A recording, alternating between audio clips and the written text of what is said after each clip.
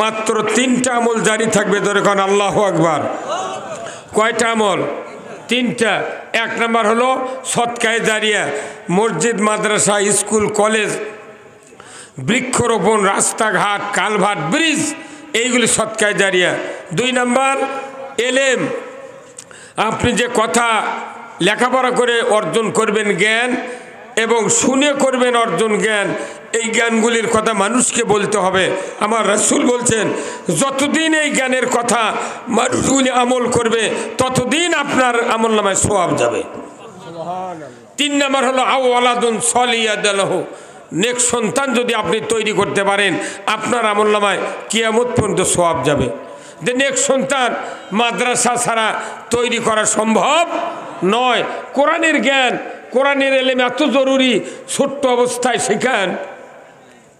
মানে সকালবেলা যদি আপনি শুটকি দিয়ে ভাত খান, দুপুরে যদি কোরমা পোলা খান, 5টার সময় যদি ভেতর থেকে ঢেকুর ওঠে, কিসের উঠবে? শুটকির। তো এই জন্যই ছোটো অবস্থায় যদি এইরকম একটা মাদ্রাসায় যদি কোরআন শিক্ষা দেওয়া হয়, যতই বয়স বাড়ুক ঢেকুর কোনো কোরআনেরই উঠবে। কথা বলেন না কেন?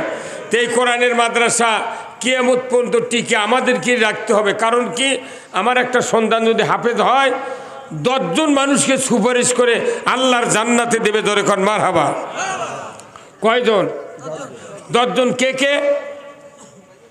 5 গ্রুপে 10 জন।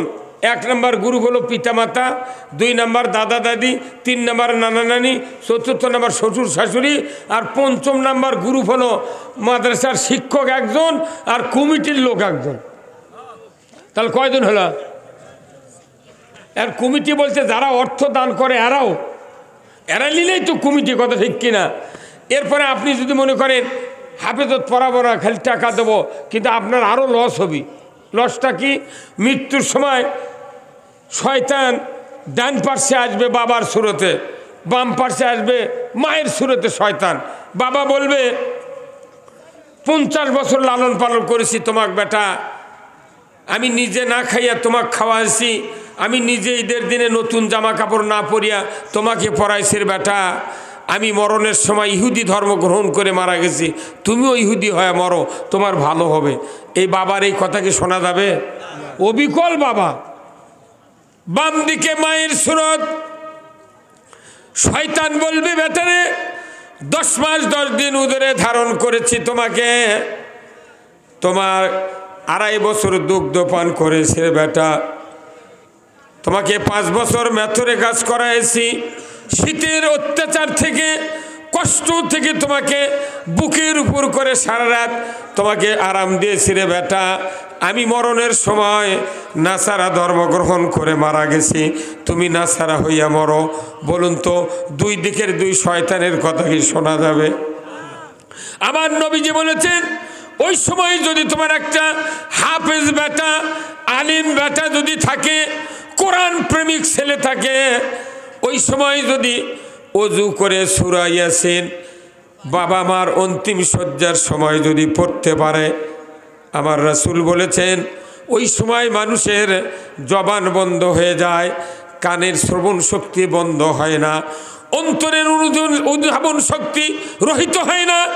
ওই সময় অন্তর দিয়া বাবা বুঝতে পারে এই তো আমার সেই সন্তান, যে সন্তান ফুকপাল হাফিজা মাদ্রাসায় মাথায় করে টোপলা নিয়া কাঁধে করে ব্যাগ নিয়া ছেলেকে রেখে এসেছিলাম, 4 বছর পর কোরআনের হাফেজ হয়েছিল। আজকে এই কোরআন পড়ার কারণে 2 দিকের 2 শয়তান ভাগিয়ে যাবে।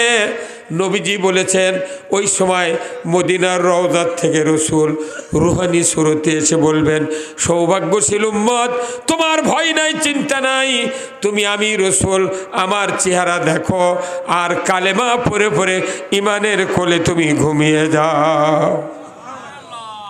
কোরআন শেখো শিখাও ছেলে মেয়েকে, ওহে মুসলমান, জান কবজের কালে তোমার হইবে আসান, জান কবজের কালে তোমার হইবে আসান। কোরআন শোনা ছাড়া জান কবজের সময় আসান হওয়ার কোনো সুযোগ। তো কোরআন পড়ে পারে না আমার ছেলে, আপনার ছেলে, তাহলে মসজিদের ইমাম মাদ্রাসার হুজুর ডাকতে ডাকতে আজরাইল জানলিয়া শেরপুর চলে যাবি। কত টাকা কোনটি যাচ্ছে? আপনার বাপ লাভ কি? ওই 14টা বাড়ি, 16টা গাড়ি, 20 বিঘা জমি পাথরের থেকে লাভ কি? একটা বেটাকে আলেম বানাতে হবে, কিন্তু আলেমক বানাবে, হাফেজ বানায়, আলেম বানায়, কোনো ছাত্রের মাও হাফিজে মাদ্রাসাতে আসে না, কিন্তু কে দিত ভর্তি করে দেয়া, মাও সকালবেলা ছলক লিয়ে দা ভেতরে ঢুকে দেয়া, ওই খেতা সিলাই করে। কথা কনে বাড়ি কি কি করে? কেজিত পরে 22 বছর পর বেজি হয়ে আসে, ওই খালি আছে হাঁস ধরে আর খায়। আর আমাকে কয়, হুজুর ফকরে বিদ্যা শিখে কি করলে তুমি? কতক্ষণ টাকা ফকরে বিদ্যাটা আমি বিয়ে পড়াছি, 201টা বিয়ে পড়াছি। আমি বিয়ের 12 বছর আগে থেকে বিয়ে পড়াছি। আমার বিয়ে করার 12 বছর আগে বিয়ে পড়াছি, 12 বছর তো ইমামতি করি। এখন যে মানুষের বিয়ে পড়াছি তাই আমাকে মামলা দিছে। যাই বিয়ে পড়াছি, যার ওরই বেটা জন্মিছে আজকে 40 বছর আগে বিয়ে পড়াছি আমি। আমার বক্তৃতার বয়স 46 বছর। মনির দুঃখে বিয়ে পড়ার বাদ দিস, দেখি তোকে বিয়ে পড়াবো না, তেমনি তোরা সোল হবার পারবে না, বউও পাবো না। কি আশ্চর্য কথা! দুঃখ লাগে আমরা সন্তানগুলিকে আলেম বানাতে পারি না। একটা আলেমের কত দাম জানেন? আল্লাহ রসুল বলছেন যে একটা হাফেজ বেটা, আলেম বেটা বাবার মৃত্যুর পর জানাজার মুসল্লার ইমামতির দ্বারায় অন্য মানুষের ছেলে আপনার জানাজা করবে, এক ফোঁটা চোখের পানি বাড়াবে না। কি আর অন্যের বেটা জানাজা করবে লাগলে সানাত যে জাল্লা সানা উকা কোয়া লাগে, উই যদি ভুলে নাও কয় আপনি ধরে পারবেন? কিচ্ছু করার বুদ্ধি নেই। উনি তো জোরে কেরায়ত হচ্ছে না, ওই খালি ঘাইচা বলে দিচ্ছে। অন্য মানুষের বেটা জানাজা করবে, অন্য মানুষের বাপের গুনে 5 মিনিটে জানাজা শেষ। আর আপনার বেটা যদি জানাজা করে ছানা পড়তে লাগবে 2.5 মিনিট, 2.5 মিনিট লাগবে। এটা আমার আব্বা, আমার মা খাটনিতে আছে, এই জানাজা আমাকে শেষ দোয়া করতে হবে। ছানা পড়তে লাগবে 2.5 মিনিট, দরুদ পড়তে লাগবে কমপক্ষে 3.5 মিনিট। কারণ কি, এখানে 2 নবীর নাম আছে। এক নবী প্রসব করছেন মায়ে পাহাড়ের গুহায় ইব্রাহিম আলাইহিস সালামকে, আর রসুল পেটের থাকতে বাপ মারা গেছে। আমার বাবার মতো তো এইরকম খেদমত তারা পায় নাই। 50 বছর আমার আব্বা আমাকে লালন পালন করছে। আল্লাহ 2 জন নবীর নাম নিয়ে দরুদ পড়ি, আল্লাহ এই 2 নবীর ওসিলায় তুমি আমার বাপকে মাফ করে দাও। নিজের ছেলে দোয়াও হবে, অন্তরে দুঃখ প্রকাশ হবে, অন্তরে ভূমিকম্প আসবে। 3য় তাকবীর দিয়ে তখন দোয়া শুরু করবে, জীবিত মানুষ, মৃত্যু মানুষকে মাফ করে দাও। আল্লাহ যে লাশকে সামনে নিয়েছি এটা আমার জন্মদাতা বাপ, যার চেহারা নেক নজরে দেখলে হাজ্জাতাম মাবরুর, কবুল হদের সওয়াব। আল্লাহ এই বাপক আজ থেকে দেখা শেষ, আল্লাহ আমার বাপকে মাফ করে দাও।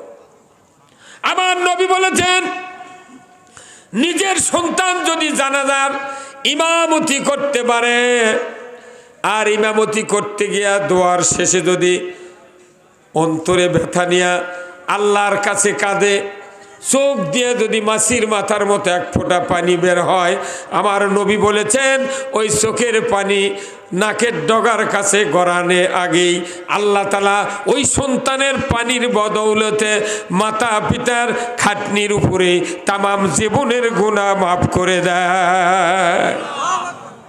তাহলে আপনার একটা বেটা ইমামতি যদি করে জানাজাত, এত বড় শান্তি নেই। এই যে আমার এই ভাই হাজী সাহেব, এই ভাইয়ের পিঠের পাশে এমন দিন চুলকাছে, ওর ডান হাতও পায় না, বাম হাতও পায় না।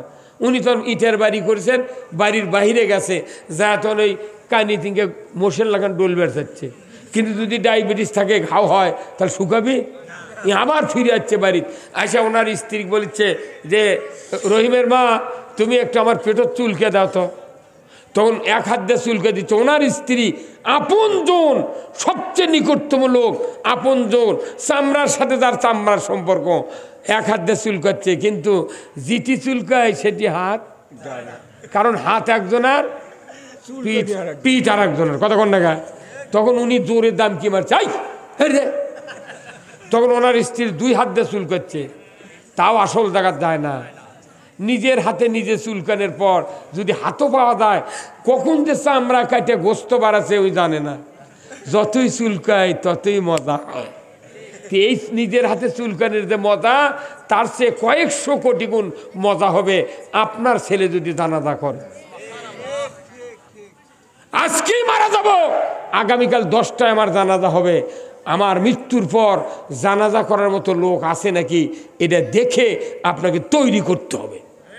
ওই যে নন্দীগ্রামের প্রপারের পশ্চিমে দেখবেন চুকাইপাড়া রাস্তার ধারত ফায়ার সার্ভিসের অফিস করেনি? আচ্ছা, এই অফিস করেছে, আগুন লাগার পর